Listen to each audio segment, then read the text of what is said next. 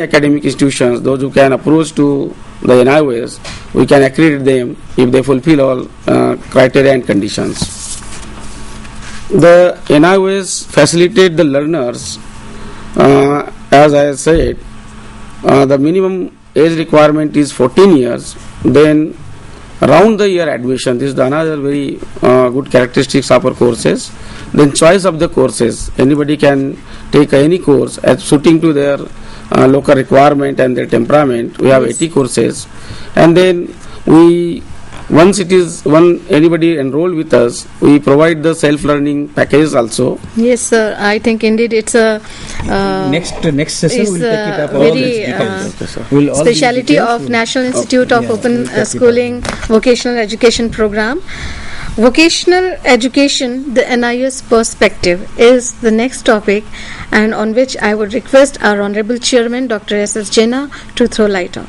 Thank you. On behalf of NIOS and on my behalf, I would like to welcome all our participants sitting in various locations of the country and participating actively with this teleconferencing program.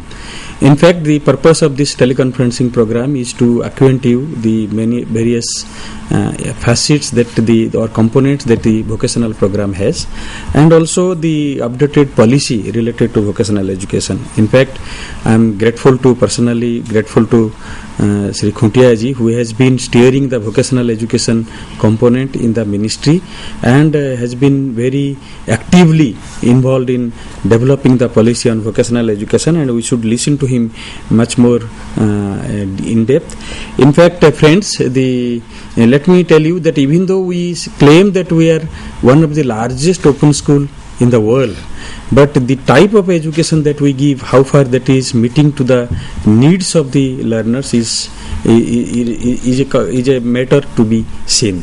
In fact, vocational education, even though we have around annual intake of around 4 lakh students joining in the vocational program, but only around 20 to 25,000 students they join in the vocational course.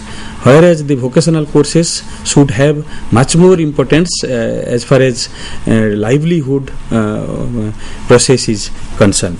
In fact, let me also to bring to your kind attention that in the country like India, only 2% people they get some kind of formal vocational education, and roughly around 8% they acquire skills through the informal sectors. So putting together around 10% people have certain amount of vocational skills, and it has been also observed that when the new entrants in the workforce is roughly around 12.8 millions, but in country like India we have the capacity only about 3.1 million. So we don't have any other answer but to steer this initiative of vocational education through the open and distance learning system. As far as offering the program through open and distance learning system is concerned, as you know that we have a 3-tier system of course development and course implementation. Development is done by the planning and development is done by at the headquarter, and implementation is done through the regional center and at our accredited vocational institutions, which is otherwise known as study center. And let me tell you that for a student, the study center is the real open school, because a student may not have an opportunity to come to the headquarter or come to the regional center, but they are the people day-to-day basis, they acquaint themselves with the study center where their skill development or even theoretical inputs, everything is done in that manner. So in the sense, you are the really mirror of this institution, and we request, I take this opportunity to request you that please see that this education which you impart becomes more relevant, and really the skill development courses what we are offering, those are really meeting the educational aspiration of those students. So this is what is very, very important. And second aspect is that NIS has a course, means a host of course which is also offered through the secondary and senior secondary level.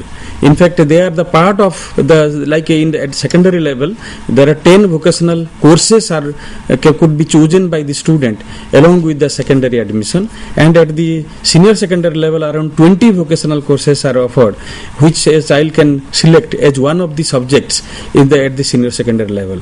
I think in that context, you have to play a very pivotal role to apprising the student that what kind of subjects they should choose, so that education becomes more meaningful to them.